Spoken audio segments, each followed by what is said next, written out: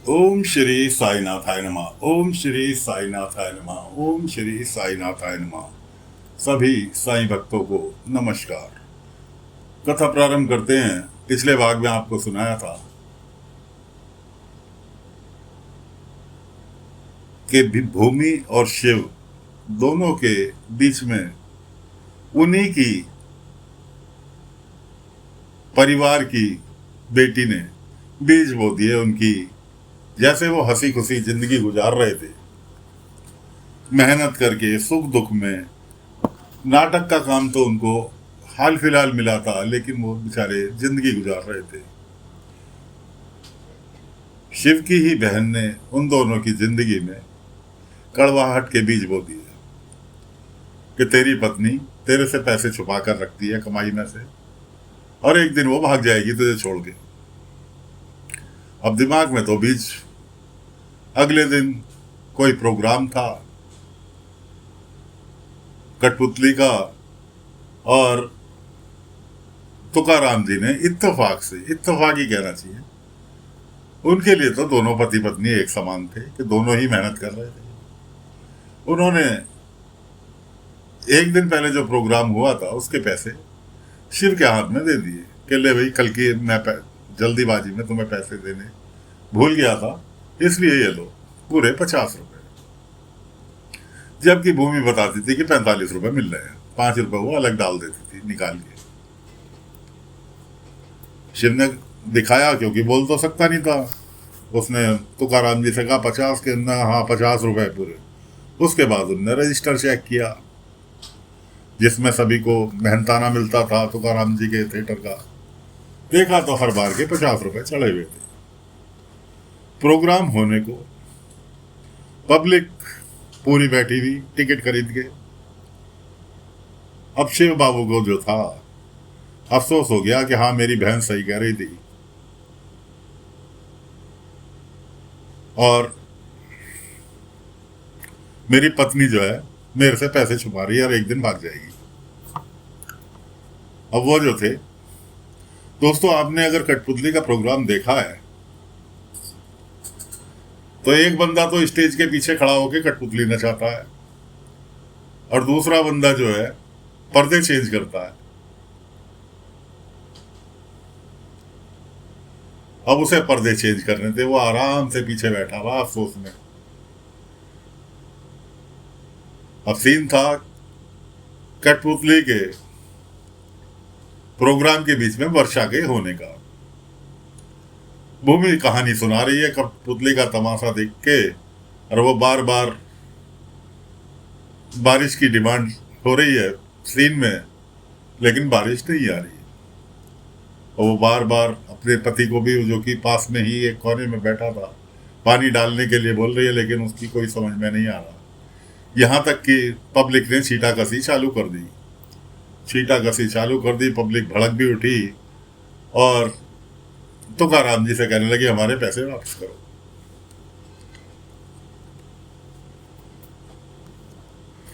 कि तुम तो अनाड़ी कलाकार ले आए, हमने टिकट खरीदा है, प्रोग्राम दिखाना है तो ढंग से दिखाओ, वरना हमारे पैसे वापस करो। तुकाराम जी ने सबसे माफी मांगी। कहने लगे भाई, तकनीकी खराबी के कारण कभी कभी रुकावट आ जाती है, आप लोग शांत से बैठिए, आपसे कोई एक्स्ट्रा पैसे नहीं लिए जाएंगे, प्रोग्राम दोबारा स्टार्ट कराते हैं। खैर, भूमि भी काफी देर तक प्रयास करती, लेकिन उसका पति नहीं उठा। वो वहीं गुमसुम बैठा, गुमसुम बैठा, और भूमि ने बाबा को याद किया, साईं मदद करो, बेइज्जती हो जाएगी।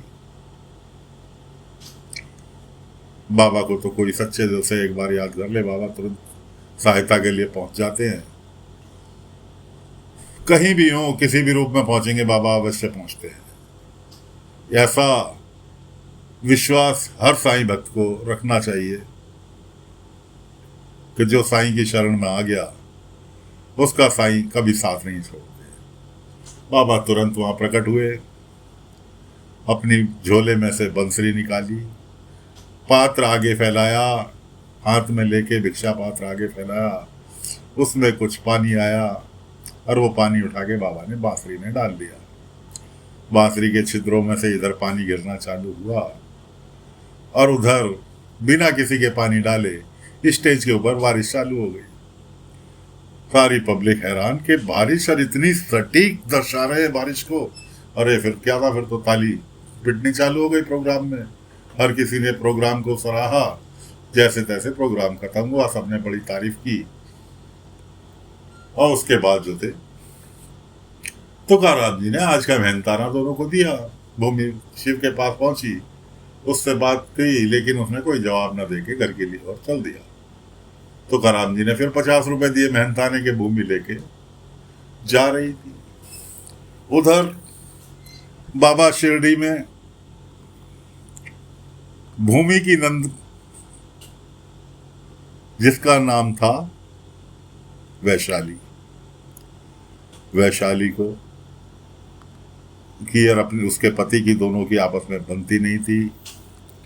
एक पूरब तो दूसरा पश्चिम। वैशाली कोई सामान मंगाए तो उसका पति भूल जाता था। अचानक बाबा किराना की दुकान पर पहुंचे जहाँ की वैशाली का पति काम करता था। वैशाली ने कुछ सामान मंगाया होगा, बाबा ने वो सामान खरीदा और पैसे देने लगे दुकानदार को। दुकानदार कहने लगा, साईं आपसे कैसे पैसे ले सकता हूँ। बाबा ने कहा, ये सामान मेरे लिए नहीं, वैशाली के लिए है, इसलिए पैसे ले लो। खैर जी, पैसे दे के बाबा ने सामान लेके आए, लिया और वैशाली के पति के साथ साथ चल दिए। वैशाली का पति साथ साथ बाबा के चल रहा था। बाबा ने उसे समझाया कि तुम अपनी पत्नी को कैसे नजरअंदाज कर रहे हो। खैर उसकी समझ में नहीं आया। बाबा ने फिर एक नया तरीका अपनाया। बाबा ने कहा, बहुत जल्द तुम अमीर बनने वाले हो, तुम्हारी ये सारी नौकरी वोकरी सब बेकार। अब तो अमीर बनने के नाम से उसके जिज्ञासा बढ़ी, कैसे साईं।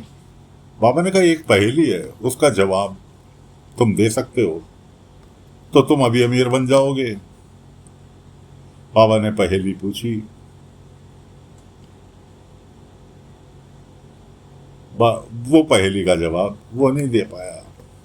बाबा ने वैशाली का मंगाया हुआ सामान उसके हाथ में दिया और कहने लगे कि लो, इस पहेली का जवाब तुम्हारी पत्नी वैशाली के पास है और उससे पूछना, वो अवश्य जवाब देगी और उसका जवाब ही तुम्हें धनवान व्यक्ति बना सकता है।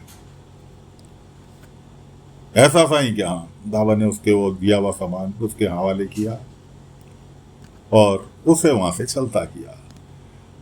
अब जो थे वैशाली के पति जो थे, जल्दी जल्दी धनवान बनने की चाह में पहुंच गए अपने घर। उधर भूमि मिली रास्ते में बाबा को, वापस आती भी तमाशे से, क्योंकि उसका पति तो पहले ही चला आया था। बाबा ने कहा, भूमि रुको। भूमि ने कहा, साईं अभी मत रोको, अभी मेरे को शिव को जरा देखना है जाके। वो कुछ मन में बात दबाए बैठा है, किसने क्या कहा, कैसे कहा, बात नहीं कर रहा मेरे से। बाबा ने कहा कि भूमि, जो भी करना सोच समझ कर करना, ऐसा ना हो बनी बनाई गृहस्थी बिगड़ जाए। और अगर कोई बात तुम्हारे ऊपर आती है तो कैसे सफाई दोगी, इस चीज को सोच विचार कर तोल मोल कर अपने पति के आगे रखना, समस्या सुलझ जाएगी। अन्यथा जल्दीबाजी में कोई भी काम करोगे तो समस्या बिगड़नी निश्चित है। इसलिए बिल्कुल धैर्य के साथ अपने पति से बात करना।